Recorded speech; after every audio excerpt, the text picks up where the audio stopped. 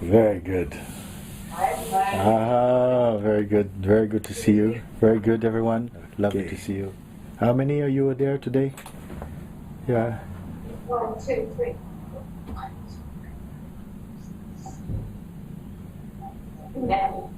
11 and 2 more are coming. Acha. Very nice. I can only see 6 of you at the moment. But it's okay. That's fine. That's fine. So to the others, I'm waving also. To the ones I can't see, I say hello. Here they are. Yes. That way. This is the widest view we can get on that. This is fine. This is fine. It's fine. It's fine. Good. So I wonder what we're going to talk about today. I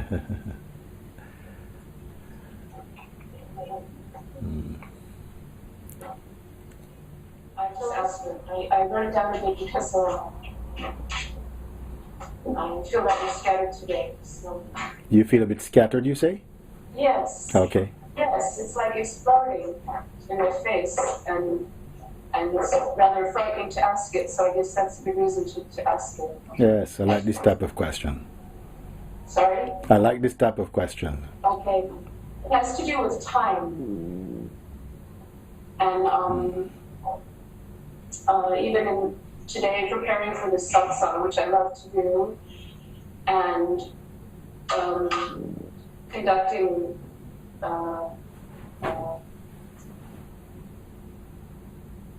joyfully preparing and making a conscious attempt not to put too much activity into too short a time, but nonetheless circumstances presented themselves to me.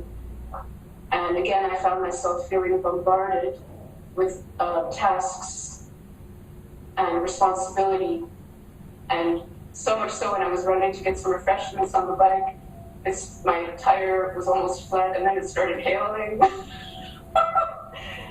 And I looked up at the sky and I said, what's going on now?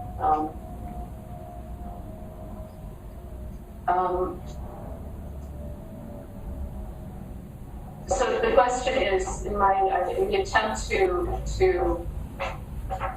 schedule less activity, it feels like the universe is still throwing stuff at me. Yes. Well,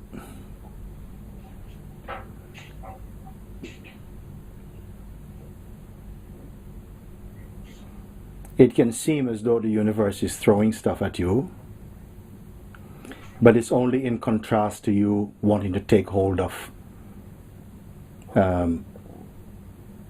to control and to manipulate situations, maybe understandably, but sometimes if it is coming from a kind of panic, or if it's coming from a sort of personal place, it will seem as though the universe will try and crash your party, basically.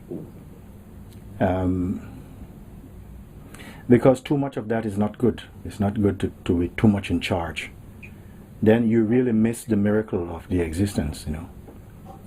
And I was just saying this morning, actually, that the life is unfolding completely, not in haste.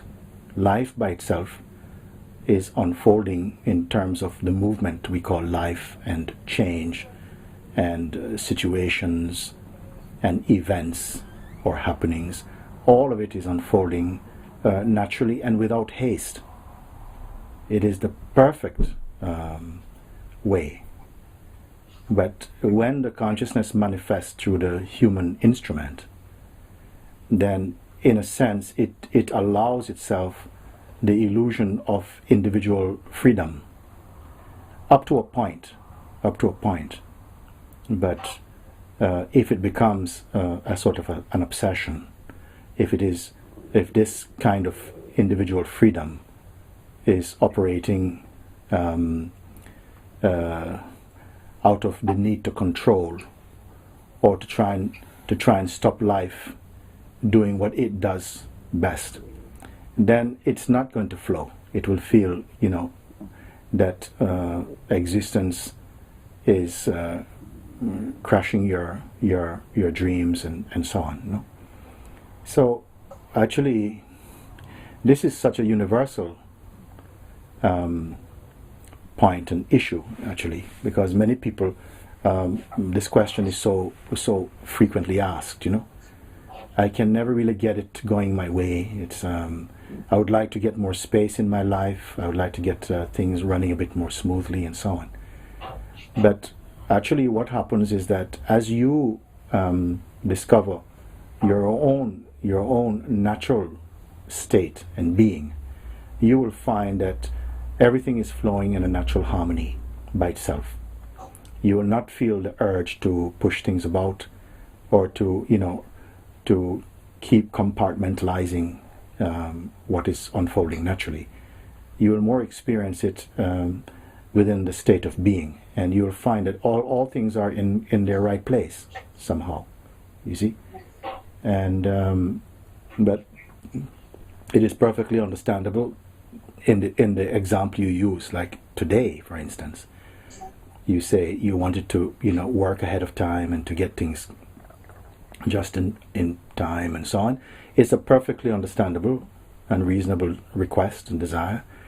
Nevertheless, something spins out of your control, and then you find that you're running behind or something. When this type of thing happens, my feeling is always just to be aware of that, to be aware of this, how much of it really is in your control. Then that you can do. What is spinning out of control, just let it go. Just let it go. If you don't go with the reaction from the mind or from the controlling side of the mind, then you'll find that there's more space and more peace about it,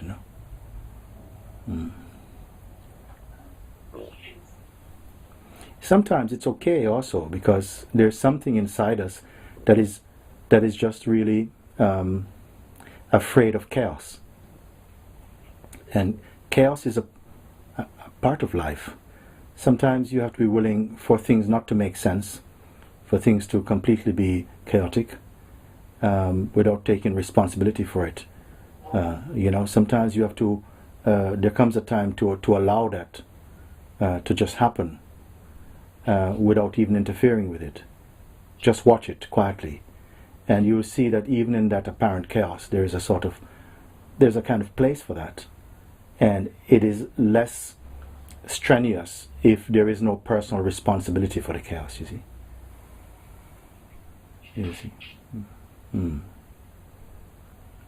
Sometimes, of course, all these things are sometimes. There are no absolutes in the relative world. And I say sometimes there's a time for feeling the sense of responsibility. That's your duty to do something. Another time that you're absolved from this kind of responsibility, and you just sit back and let things move in your presence, and you remain calm.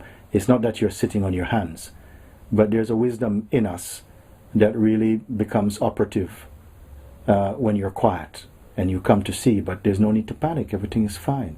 Even if milk is spilt, it's kind of okay. This is a milk spilling moment, and it's like this.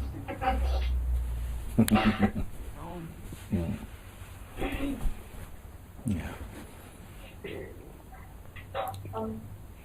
I have another question. Okay. This is a fresh question. One that's been hanging in my mind for a while. And it has to do with to be awake is our natural state. And I'm paraphrasing you.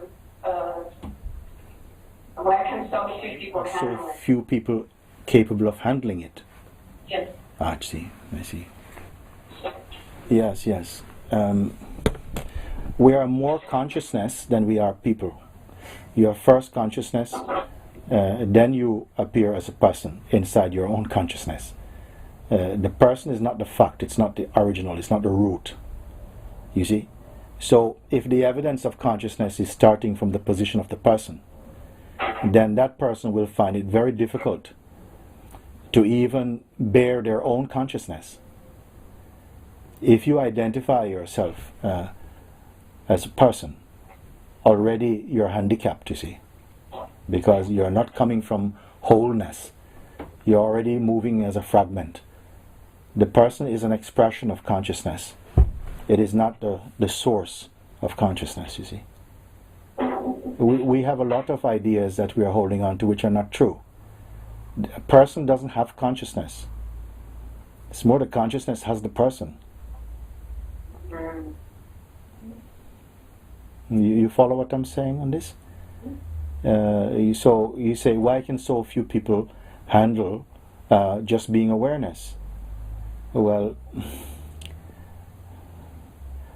the fact is that another way of putting this question, why is the mind find it so difficult to just be the consciousness? Because the person is really a construct of mind, actually. And our natural state is that we are awareness. Awareness doesn't suffer itself. You see? It's only when somehow it manifests through the human instrument and somehow identifies with the form, and then it believes I am this form, and then it comes into a modification of itself. It starts to conceive of itself as being a person, an individual, which is a limitation. It is an expression of consciousness, but it's already a limitation. And then the same consciousness appears to believe in its projection or in this identification, and then becomes the person. It's almost effectively the consciousness becomes the person, you see. And this person, it becomes like a suffering entity because it always feels something is missing. Always something is missing, and what is missing is its own natural awareness of its own origin. That's what is missing. There's always this feeling of longing, this is the very root of yoga itself, to bring two things back together as one. So, but in the truth, there was never really a separation. It was only dreamed, not actually happened, you see. It's a real, we can continue talking about this. If you want to go more deeply into it, you keep putting the questions and I will see what I can respond to them.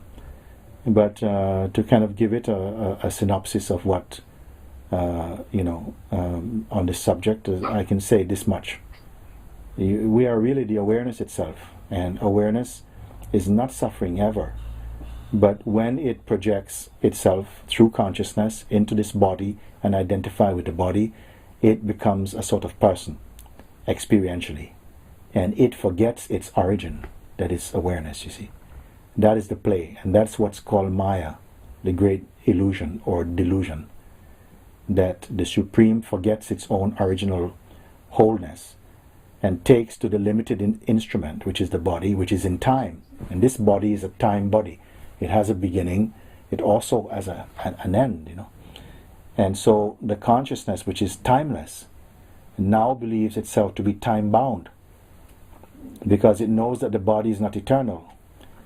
And identifying with the body, it starts to have this kind of trauma because one day it knows that the body is going to finish, and then it imagines that it is going to finish. And this is the trauma of the human experience. So why can't the human being bear the awareness?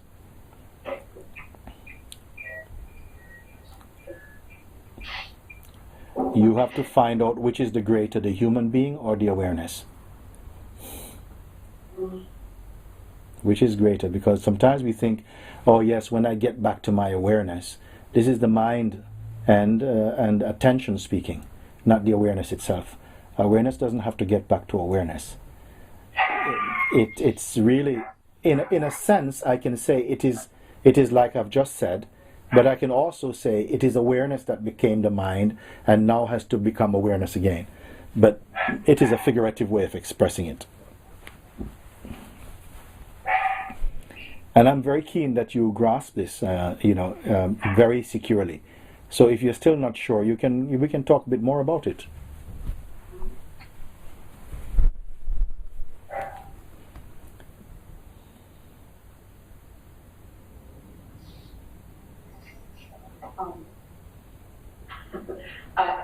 I don't know that I'm sure, but I don't have another question to pose.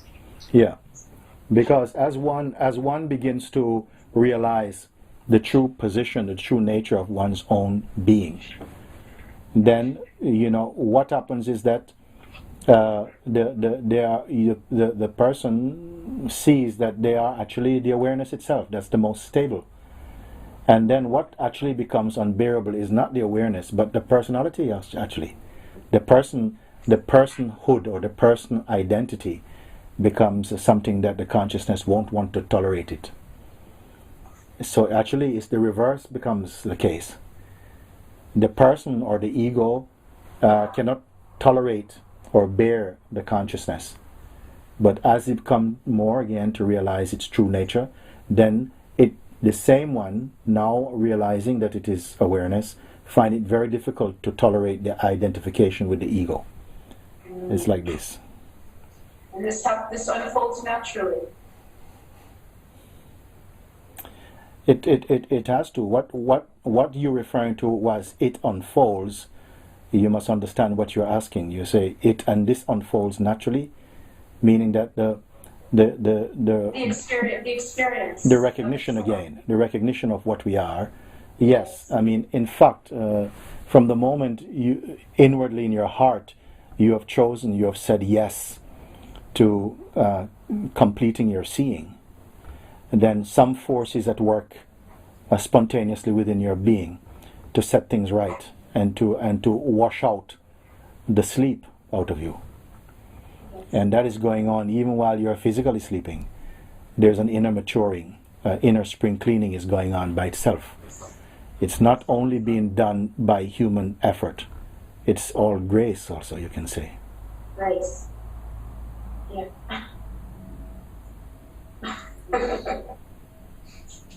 All is grace. Hallelujah. Yeah, all is grace, because the ego wants to claim victory, even in spirituality, you see. But that's not grace. That's disgrace.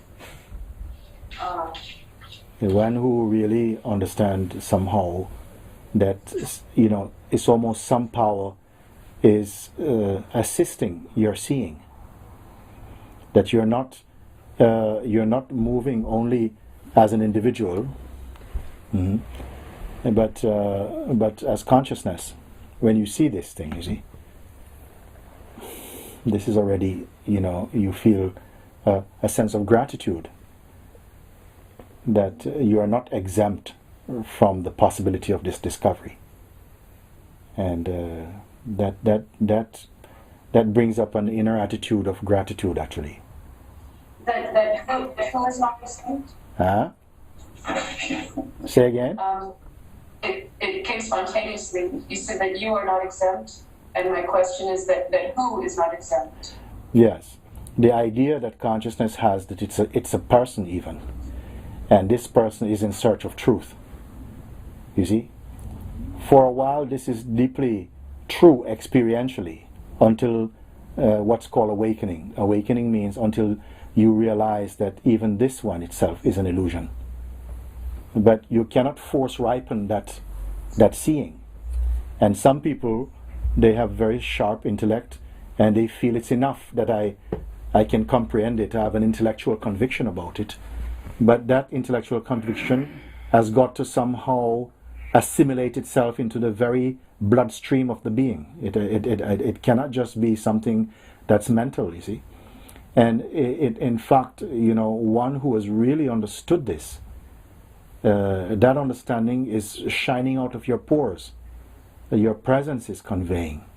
People want to be near you, even if you don't speak, because the energy is so pure. And this is what really is the true attraction inside us, the divine attraction inside even a human being. It's not so much in the beginning. While we are egos, we are attracted to egos.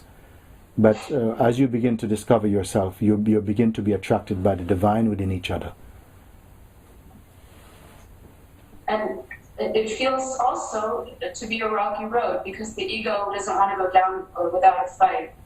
So some days feel smooth and graceful, and other moments feel full of conflict and Yes. in relationships. And really, the ego can appear for a while to have autonomy, but this is also an illusion. The ego cannot, like I say, that no thought is self-employed. The ego cannot work without your sponsorship, in fact.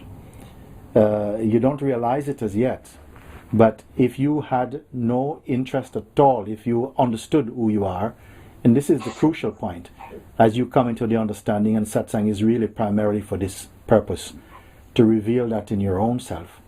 As soon as this is clear, the ego's voice is broken, its spell is broken, you see. So it can be there as memory, something like this. Momentarily, some kind of a movement occurs in the body mind, but it will not be anything profound.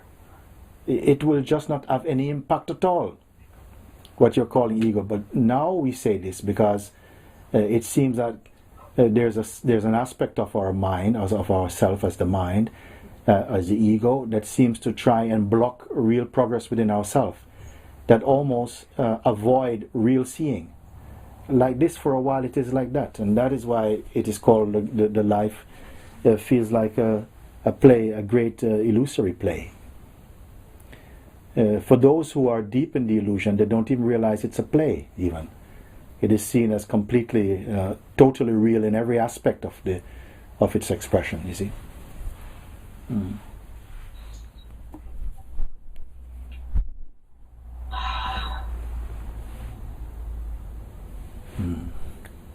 thank you. Thank you. Yeah, what shall I say? Because I think I'm very good. Yes. Good. What is important is that I can hear you. This is what. First burning now, because the last time we spoke, things became very clear. I said, okay, this is my true nature, but it's so clear what's all the fuss about. I didn't understand anymore why there's monasteries, why there's all these rituals, all these things, because I thought it's just because people would like to make it very complicated. This is why they do all these things. But now I start to doubt again because, well, there's still ego, there's identification. Although I'm quite sure that I got it, I guessed it. But I'm not quite sure, I'm sure. It's the thing behind I am. Yes. So this no thing behind I am, this I don't know how to call it, silent bliss, living light, I don't know. Yes. So I see it. And now there's nothing I can do. When you say there's nothing I can do, what position are you putting yourself in when you say there's nothing I can do? I'm referring to what? Ego. Yes. Person. Well, it's quite rightly so. It's quite rightly so. There's nothing you can do. In fact, the reality is there was never anything you can do as ego. No. Just we imagined that, and we had the illusion that it was like that. So this is a gift that arises out of your own seeing, that you've come to that kind of conclusion, this kind of insight. If you know now that I am that which is behind the I am itself, so even the I am is itself now felt and known as a phenomenon. This is exquisite place of seeing. You see, you said in the earlier conversation, it became clear to you that, but what is all the fuss about? It's so simple, so clear. And why all the monasteries, all these great, demonstrations of spirituality and so on? And everything is consciousness. It's playing all this part, and sometimes it has the river is winding a long way. Sometimes moving a long way. It's still a river. And it's still going towards the sea. It takes many different directions in some cases. And all of them is an aspect of yourself. It's like moving like this. But your mind has come to a really clear pace of seeing. It now has merged in the source of seeing. So that understanding is there. But nevertheless, there is still some juice left, some potential left in the sort of creative mind. When I say creative mind, I'm talking about in the name of the ego or something. It still comes up and it dips its hand in the water, and the water becomes shimmery again. But then that is also seen. That is also seen. And maybe a thought comes, but why should this be happening? Why does it feel like this? Many thoughts come still. Huh? Many thoughts come still. Yes. In a way, there's nothing changed. This is the big surprise. Nothing changed. Yes. Still ego, there's still identification, there's still... Well, I want to say something about this before we... I want to say something about this before we... I don't want to miss this point. You say ego is still there, everything can still be there. It's not this. It's not the ultimate, but everything is still there. And this point I want to make now, and it's a very important point, that if there is no interest in something, then effectively it doesn't register itself as an experience in you anymore. If you have no interest, if you have looked past, if something has no power, it's not engaging for you, it will not live in your consciousness. It means that you ignore it out of existence. You see? So as you keep confirming and reaffirming yourself in that place of seeing through your own contemplations, this feeling that still the ego is there, that will be thinning out by itself. It will be so irrelevant at a certain point. You see, it will be so irrelevant that there would not even be the energy to mention that it exists. Because, you see? And I really want to make this point, because sometimes people say, yes, everything is there. Actually, what happens is that gradually, as the consciousness holds on to itself, or marinates in itself, as I sometimes say, then all that appears as names and forms, time and space, relationships, actions, interactions, reactions, all of this becomes like a soup of sensations. It's just a sort of like the humming of existence is present, but the sort of itemized focus on any particular aspect is not deep or profound for you. Your field of view, your vision becomes panoramic and quiet, because you are not so easily engaged. You see, even things that perhaps in the past would have carried your attention off for a while are not able to do so anymore. You see, so what replaces this distraction? What replaces this sort of agitated interest? What replaces this suction, this pulling out of the attention towards the outer manifestation? What replaces it is actually the hum of being. There's just a sense, this sort of vibration of being. There's just the sense of presence, and it's indescribable, because if you try and find out whose presence, you cannot find any particular weight or design or color or name or form that you can put to this presence. You see, so and there is supreme joy in this recognition. You see, isn't it like this? No, there is. It's not that ecstatic, actually. It's not that what? It's not that ecstatic. There's no ecstasy. There's no. This is something that from all the stories you should expect a feel of big depression, and then there's ecstasy. There's nothing like that. But the only thing I could say is that there's a very subtle shift, very subtle, that It's very difficult to describe. It's the only change that the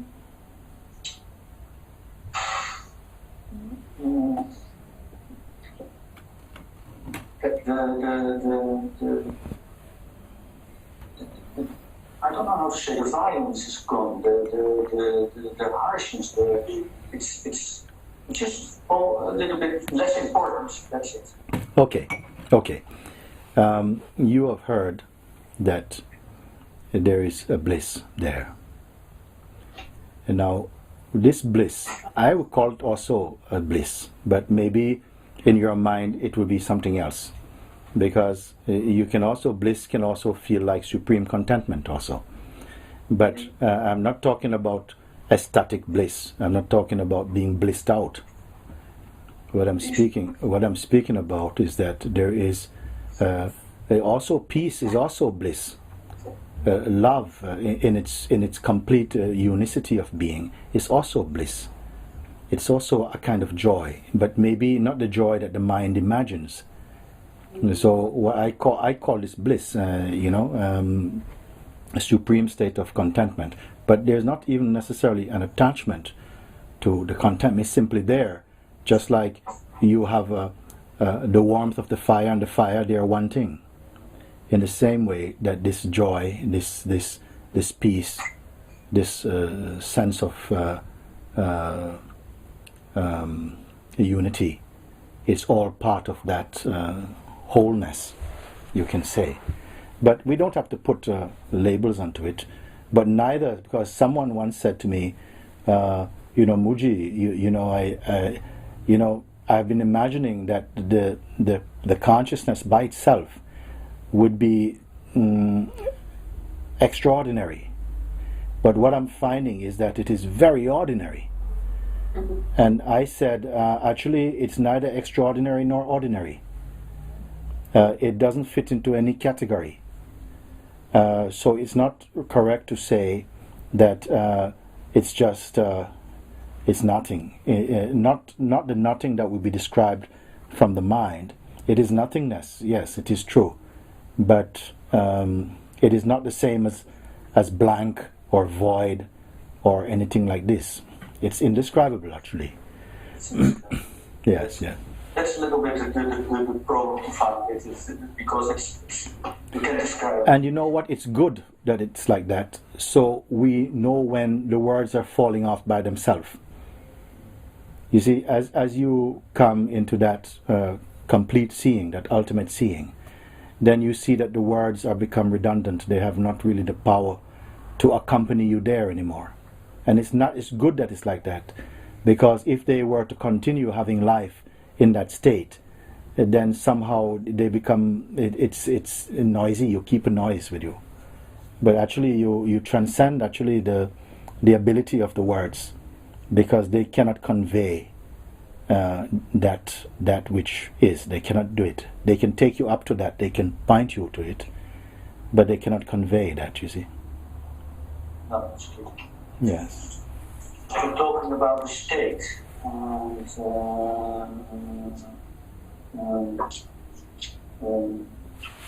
I'm not sure if I'm in a different state now. I just see what is my true nature very clearly. It doesn't bring me into a different state. Actually, yes. Yes. Some refer to it as a stateless state. But these are just words. It's even that is not complete. Even that is not complete. You see. But having recognized, come to that recognition, and if the attention is brought there time and again, because the attention will go back out again into the region of the mind and the world and so on. This is also natural. There is the underlying understanding that wherever the attention goes, it has its source here. And where, as far as it can go, it cannot exceed this. It's like this. There's an understanding in this. So there is no panic anymore, because you are not anymore a victim of the creative projections of the mind anymore. You can let that play now. It doesn't have the seducing power that it used to have when you were not clear about who you are. But as you remain more consciously, and you also love to be in your unified state consciously, and so this will have the impact of blessing every other facet of the expression is going to be touched by that seeing. Okay, one thing changed. There's still this feeling of separation, but it used to bother me a lot to feel separate. It doesn't bother me anymore. Yes, and when you speak about separation, what two things are separate? What it means?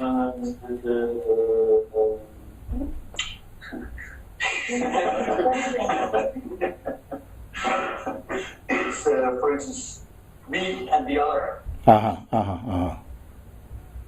Mm-hmm. And from the position of awareness, how valid is that somehow? Not. Mm-hmm. It's not valid. That's why it doesn't bother me anymore. Exactly. It's just. I think it's a habit. Well, no, it's an unavoidable habit. It belongs to language, and this is okay because the body is here and you are here, and the consciousness, in the awareness in this body, has a kind of individuality about it. You see, because if it is that, yes, of course, there's only one awareness. But in the way that sometimes people express that, it would seem that if awareness wakes up in this body, it should wake up in everybody. But that's not been our experience. The experience is that when the awareness recognizes itself in one body, what it sees is that it is the same awareness in all the bodies. But it has to wake up in each body uniquely. You see? So while we have the uniform of individual bodies, it's only natural that we will have the sense of I and you. But now it will not have the sort of it will not have any real. It will not be so fragmentary. You will see it only as a costume, only as a play within the whole. And this is the beauty of the seeing. And although you might say you and me, but knowing you are the self, you are not able to relate to others as other than the self, not really. Even at the same time, the self keeps the skill of speaking as individuality, while at the same time it is completely united in its own totality. This is the thing, the secret. But maybe it's better we don't speak about it to others to save to save a bit of trouble.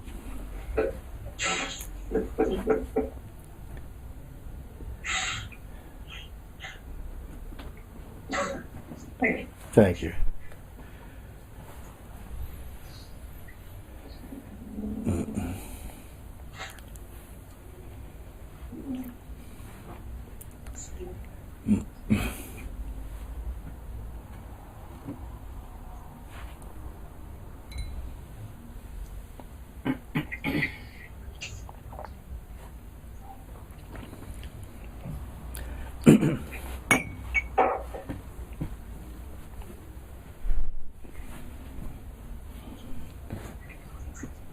So I have a question. Yeah. You were talking about identification with body, and what about when there is pain in body, and then there is this running to go in the body and to be in the pain, but then there is no awareness anymore. No, there is never not awareness. The very fact that there is perception is indicative that there is awareness. Because without awareness there cannot be consciousness, there cannot be ego, there cannot be body, there cannot be perception. It is the root, it's the common denominator to all experiences. Awareness must be there. There's never such thing as a loss of awareness. It's not true. It's always there. It doesn't come and go. what happens is that it's really the mind and attention that Yes. comes and goes, and feels the impression that it is awareness that come and go. In the same way that when we look up we seem to say the sun rises and the sun sets, but the sun doesn't move. It's the earth that is turning around, and it gives the impression that the sun goes down and come up, but it's the earth that's moving. And it's the same way that it's really our mind that moves, and the attention moves, and we identify with this attention and the mind and the body, and so we feel that somehow it's consciousness that's moved away, or awareness has moved away, but awareness cannot move because it's infinite. But when there is looking from awareness to the pain, it's very different than when there is being in the pain in body. Actually, sometimes when pain is present, it can really be a wonderful opportunity of seeing that you are really not the pain at all. Some people, when there's pain, they have increased identification with the body, but for others, when there's pain, there's less identification with the body also. You see, there's no consistent observation about it. Some people identify more strongly with the body when the pain is there. The attention, the mind is really with the pain. But then if they were asked, but there's awareness of the pain or not, they'll have to admit, yes, of course there's awareness of the pain. And there's also a desire to get rid of this pain. And I say, but even the desire to get rid of the pain is also in the awareness. You see, the awareness itself remains unmoved. It's actually not touched by the pain, but what happens is that because of consciousness, the pain is felt because of the consciousness, you see. And we know that when I say consciousness like this, I'm talking about the dynamic consciousness that is appearing in the form I am. When you feel I, it is like a bridge between the absolute and the relative. When you feel I, the one that sees and also cares, also to an extent, it can go. Can I take just a minute to talk a bit more about this? Yes. Okay, so the feeling I am, this feeling which is natural to all the sentient beings, not only to human beings, and by this feeling I am, it really implies I exist naturally. This is a natural feeling. When we say I, what it denotes is that consciousness. I am consciousness, and I'm aware I exist. So this I would call is the purest reflection of the absolute in manifestation, is the feeling I am. This I am feeling is not really a body, it's not a person, it has no date of birth particularly, it's not like that, it's just a consciousness, but it's the consciousness in manifestation, in its purest expression as manifestation. But as soon, and it needs a body to actually feel or taste itself as existence, and to taste experiencing through the body. But identification arises with the body, and then it believes itself to be a body. And this belief that I am the body gives birth to the sense of the person. The sense of the person is the sense I am this body. Whereas the I am by itself is not a person or a body. It just adopts this idea, and it adopts it really not even intentionally. It is just slowly imbibed into the being of the I am through conditioning and circumstances. So it has to be said that it's meant to be like this for a while, because no human being has escaped identification with the body. Even Buddha or Jesus, they had identification with the body strongly at first, and less so as they matured into their original seeing. Then eventually they came to a point where they realized I am not the body. But as long as the body is there, it still has an impression inside the being that I am the body also is still there a bit. Just that it loses its profound impact as being as that the being wakes up to the truth that it is not merely a body, you see. Yeah. So while this sense of a person is there, this consciousness is the root of the person, and then the root of this consciousness is the absolute. So again, the root of the ego is the I am, and the root of the I am is the absolute. I used to give an example of the aerial of a television or a car, that I say that it is one unit, and I would give that complete unit, I would call an example of the absolute. And if you extend it once, then that extension I call the extension into I am. You see? So this I am came out of the absolute. It's still one thing. And if it extends again, it becomes extended into the person. This is me. You see? And you extend again, and then there's the world. But it's all one thing. And just that as it extends itself, it becomes more gross, more personal. But always it's one whole. And I think this is a very good example to really, have a clearer sense of what is happening. That these are not fragments, they're just extensions into being and into becoming and into personhood and so on. But it's always one, that whether extended or contracted, that wholeness remains always whole and intact. You see? It's not a perfect example, but it's okay for now. You see? And so the feeling of pain is going to be there, because pain is a reality of this physical body, is going to be there. But suffering is a bit different, because suffering is more about an attitude to pain. And the suffering is more, you may call it more optional, you can say. But the pain feels actual.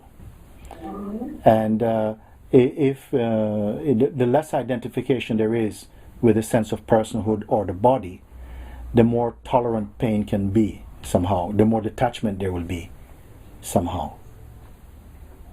Because when we feel something is happening to me, that's already pain. When we feel something is just happening, it's not happening to me, it's just happening. It lessens this feeling of pain. There's more detachment also.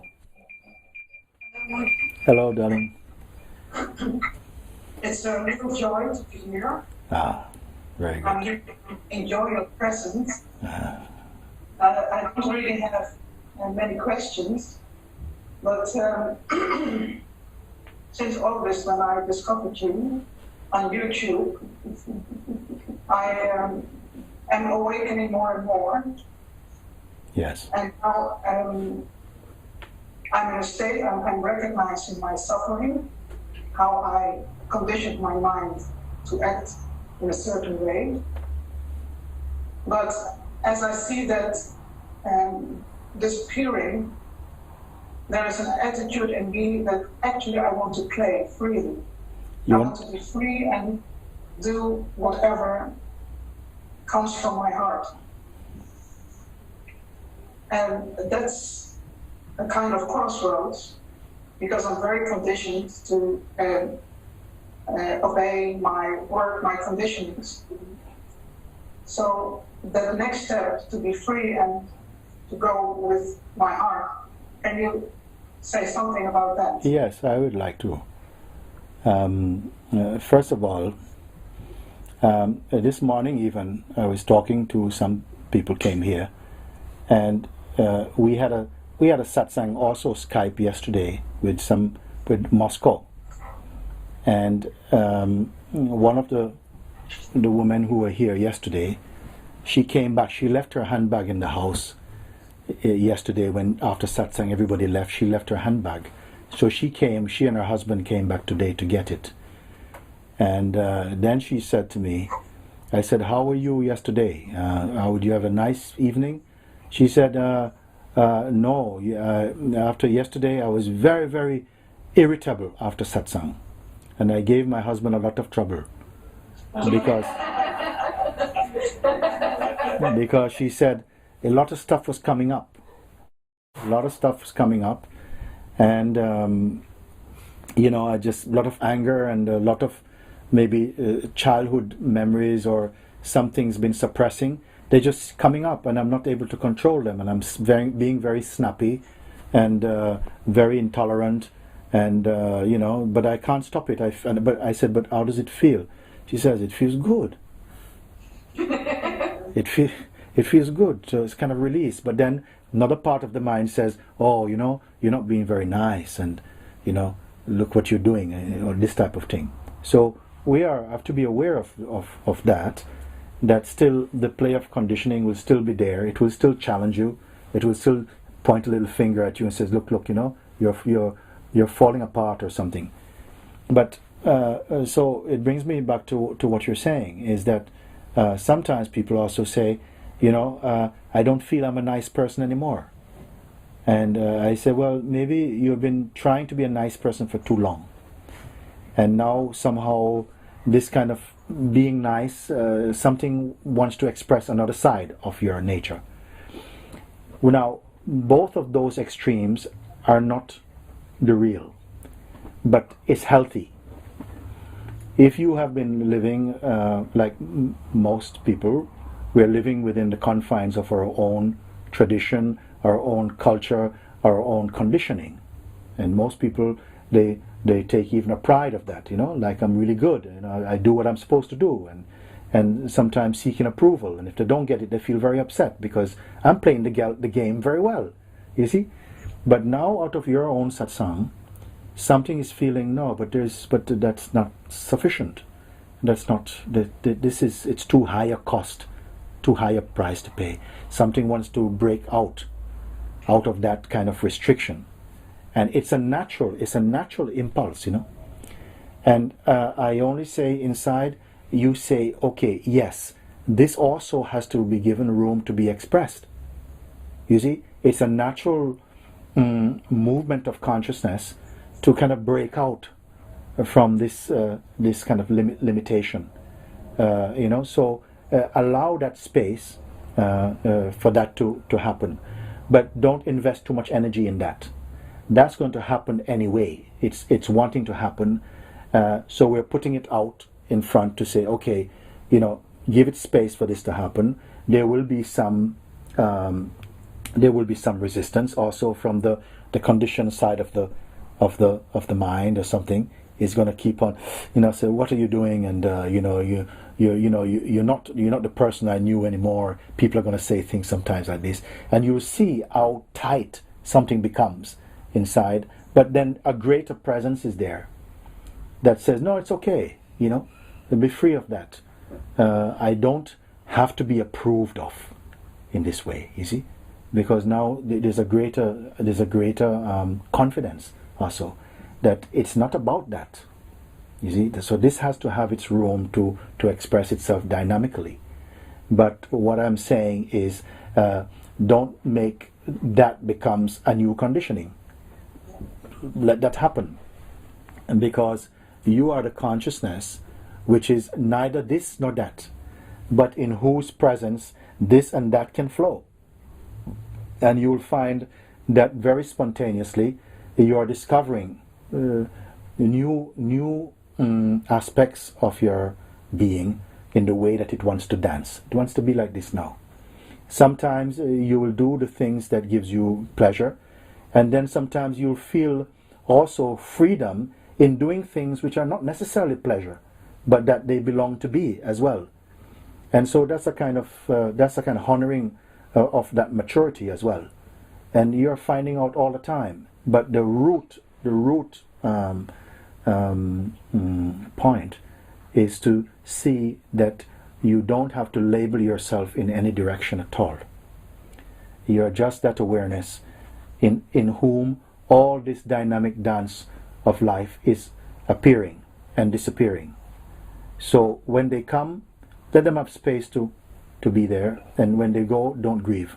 So let things just kind of happen. Be more in a position of neutrality. So you observe, but not with any sort of panic. You learn to observe and to feel the what I would call the presence and the solidity of being, which is not being pushed about.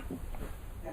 So in my words, what you are saying is, be open, trust your heart and be aware. Yes, stay as aware. Stay as awareness in every case. And then at a certain point, even this advice to stay as awareness will not be needed anymore. Because you'll be asking who is staying even as awareness. You will see but that's the only stable thing. That what is natural requires no effort in itself. You see? But because of the years, the habit of identifying with being the doer of actions and the thinker of thoughts, then we take up that position that we must do something or not do. So then I say stay as the awareness is the best advice I can give to the doership tendency in us until that gets exhausted. And you see, but actually awareness is not an activity or an event that can be practiced. It simply is what is here. And when as that seeing becomes completely clear to itself, then you will not have any trouble at all. Everything is the whole of existence becomes a dance of spontaneity. You are looking at it, and it has all the different flavors can come, but none of them is a resident. Everything is a tourist. Everything is coming and going. You see? Thank you, Mooji. Very good, very good. I'm very happy for this question. Yeah. It's nice, nothing is resident, everything is tourist. I like that. Yes. I leave the chair for someone. Okay, very good.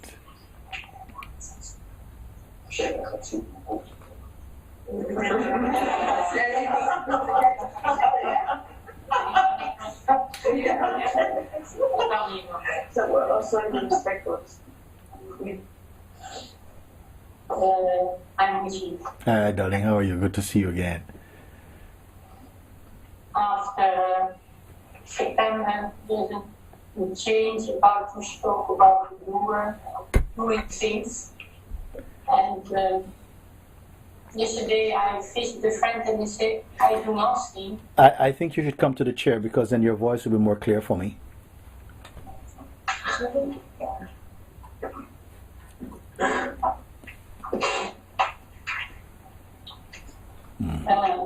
Very good.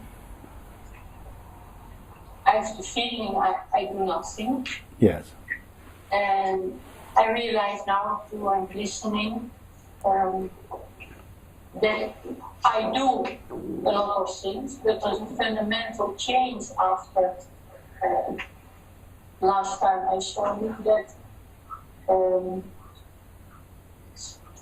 it becomes more and more empty and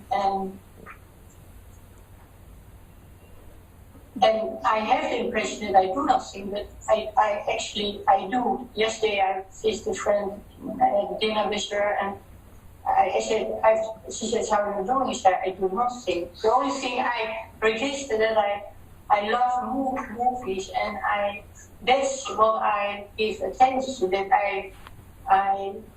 I see a lot of movies, and the other things I don't register, I think, what I'm doing. And it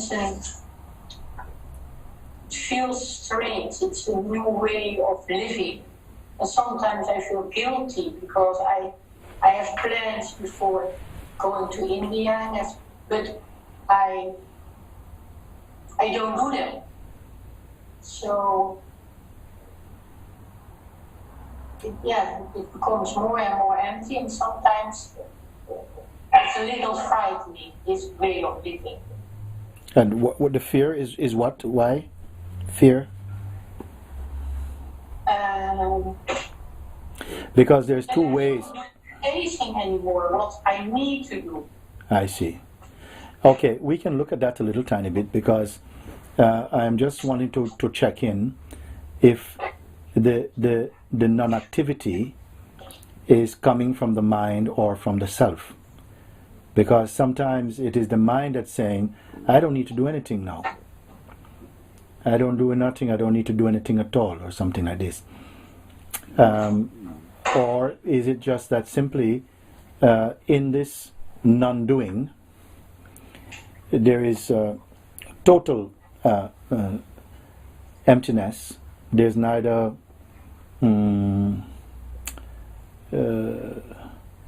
you should intuitively know that this is perfectly fine. You see? Yeah.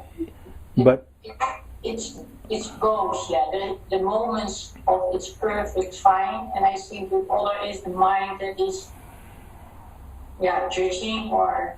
yes.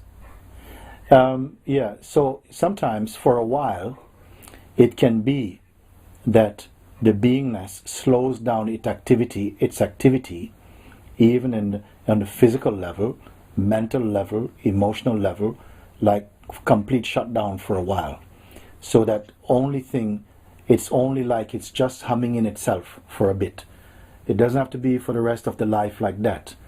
And that's just one aspect in which it can want to experience that in itself again, to be free from any activity. Sometimes the activity can feel like it is a kind of distraction, but even that will go, because the word distraction will become meaningless for you. Attraction, distraction will become meaningless for you, becomes very still. But you would not become just like a piece of wood. Somehow natural activities will happen. Also breathing is happening. You eat food, you rest when you need to rest, you feel to go for a walk, you walk. This is also something that can be very natural for you. Usually if trouble comes, it usually comes from other people who would say to you, like, you don't seem to be doing anything for yourself anymore. But sometimes it's not even other people. Sometimes you give yourself this trouble. Your mind is saying, look at you, you're not contributing to society anymore. You're not really, you are a bit of a dropout. You don't fit in. You're neither finding anything interesting, and you are yourself not interesting anymore. Sometimes the people then, they get a bit aroused and they feel, oh my God, no, what's happening to me? You see? So these things can happen, but really there should be an aliveness in you. Does not necessarily mean that it's a physical activity to demonstrate that. There's an aliveness because your consciousness is cleaned. You cannot be given off a bad smell, because the consciousness is clean, it's pure, it's fresh at the same time. You see? If you feel that you are stagnating and you can't be bothered with anything, this is a bit different. Then you can check and look and bring it into the inquiry. Who is feeling so lethargic, and and you can look at it and it will come clear, and it will move some of this stale energy out of the way, because the self is never stale. It's not stale. It might be still, but not stale. And the self is never still, out. It is still, but not stale. You understand? So this is important. Meaning that somehow within yourself there will be always that sense of contentment and peace. You should not be feeling depressed and out of it and can't bother to do anything. These are more mental states. And this is why I say, check in sometimes if this kind of feeling, I don't feel like doing anything, is coming from the mind or not. Because when somehow the self is just happy with itself, it wouldn't produce these doubts. There is such it's a perfect inner health, you see. And if something needs to be seen, that seeing comes up very clear and spontaneous in you. This is a freshness, there's an alertness, but there's no hurriedness inside. And then sometimes dynamically your activities can change. You can suddenly find energy comes now to do the vital force is manifesting in a much stronger way, and you feel like cutting down a tree. It can happen like that. You see, and then for a while then it goes back into another state of just resting again. And all of this you're observing very, very quietly inside yourself. You are the witness of all of these. But there's a detachment in that witness also, and a great peace and great stillness is there. You see, so this measurement, this measuring of the self, this judgments and stuff, they will come through the mind and not directly from the self. Yeah, I'm aware of that too. Yes. Still is there. Yes. Yeah.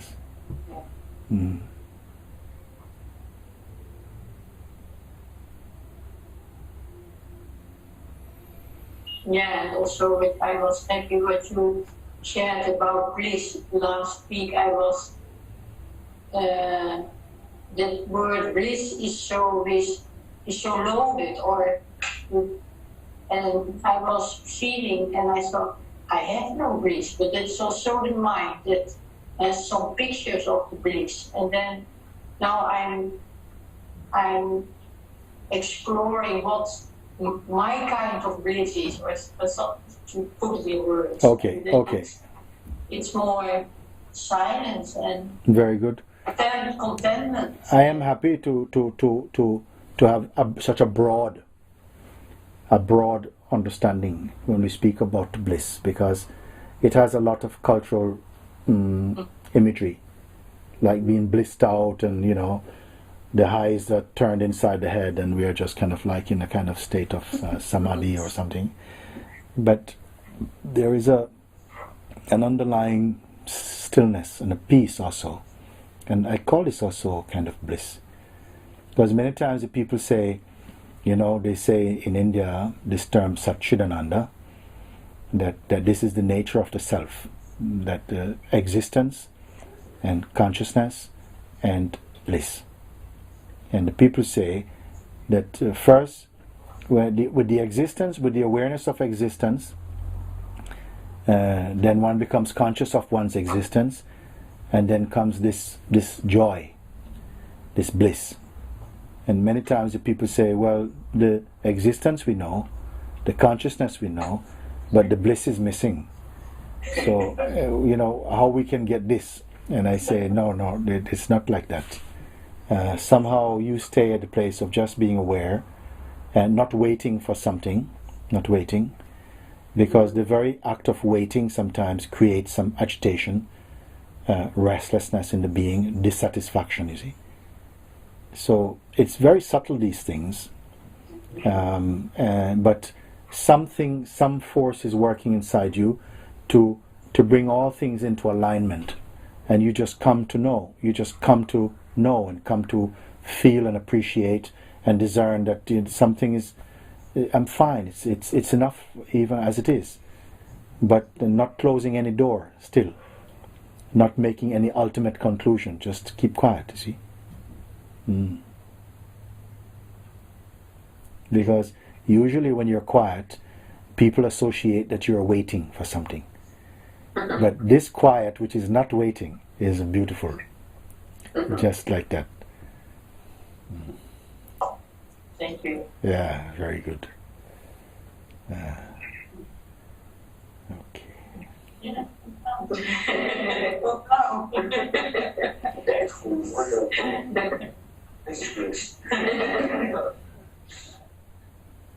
Okay. So if someone else comes after this one, then we will close. Okay.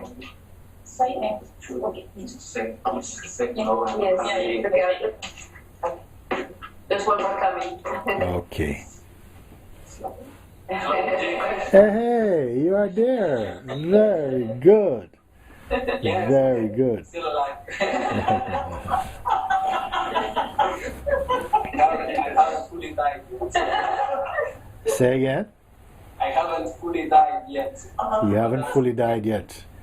What could that mean now? Yes, I'm happy to be here. Just came to say hello. I don't have any questions at the moment. Yes. If anything I could say is that I'm enjoying life. I'm really enjoying, and sometimes, like for example, when I was coming here, we arrived late, and like it happened like many things. We were coming on the train, and we didn't have discount cards, so we had to get down, and this happened, and this happened. So, you know, sometimes there are these days in which many things happen and just everything goes wrong. You know? Many things happen, and what happen? And everything seems to go wrong. Seem to go wrong. There are some days like this. And then I try to remember many times in these days, like today, I remember something you said some time ago. I was remembering the train. You were quoting your teacher, and you were saying, nothing ever happens. Yes, I remember one time you were talking about yes. Nothing ever happens. 80 years old, and nothing ever happens. You know, and I saw it so deeply this time that you shared it. And I was remembering this today. And I must say that sometimes this is not fully a reality for me yet. You know? Sometimes it does feels like things happen. And, you know, yes, like some people say, shit happens. But also not happens, yes. But sometimes I remember, and sometimes there is peace in remembering these words. Yes. What could you say in the moments that I don't remember? Well, what is it? What is important? What?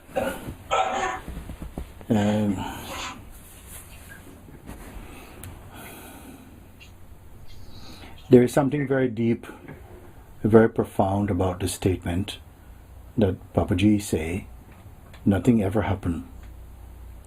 And some people might be perplexed about such a statement. He says, how can someone say nothing happened when life is a continuous series of happenings except when we sleep?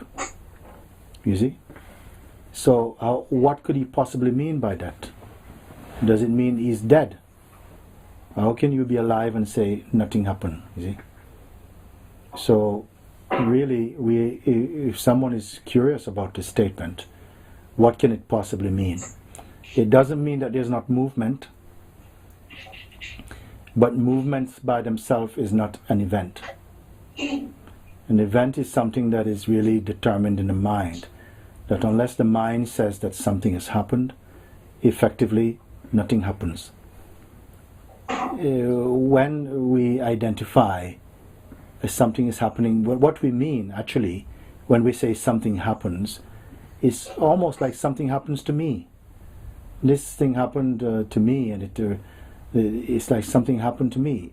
Even if you read the newspapers and it speaks about a happening somewhere else, you only remember it because it creates a certain happening in you. You see, maybe of anxiety or joy, then you say, then something happens. But really, what is the real implication of that is that somehow there is no deep inner reaction to the consequence of any perception. It is just a play of nature, of shadows, basically, in a sense. And that is felt more deeply, not just as an attitude or nothing really happens, but as a testimony to real seeing. That when somehow your attention is really rooted in the self, nothing really is kept. You're like, oh, this thing really happens, or this is so important. And actions can happen, reactions can happen, interactions are happening, but they are just reporting to that presence.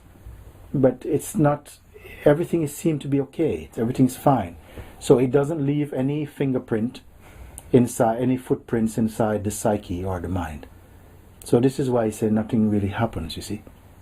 As long as there is this kind of a me, a kind of ego feeling, this is what gives rise to that inner journalist inside us that is constantly reporting about this thing happened and this person said and that person. So that voice from the mind is really not an authentic voice. It's just a kind of chatter.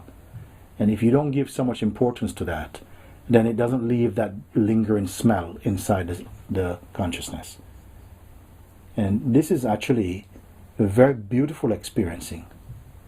You see, is very beautiful experiencing, because it means something is always fresh. If there is something that needs to be carried on further, it comes about spontaneously, and you come to know spontaneously. You don't have to study these things. The greatest thing is only to recognize that all this activity is taking place in your presence. You are the witness of them. And to really try and understand this witness. What is this witness? To see that it's not a person. Just you can never land on the witness, because it has no physicality. You can only approach it.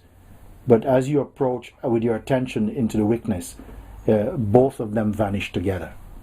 And only pure space and silence is there.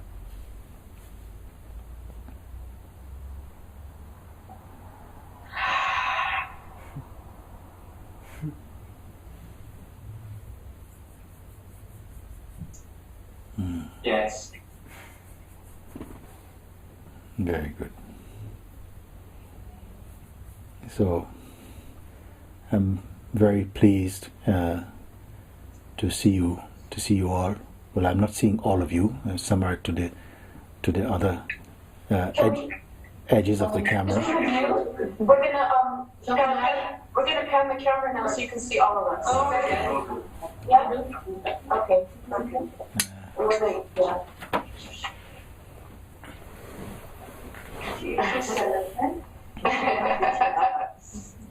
Hello?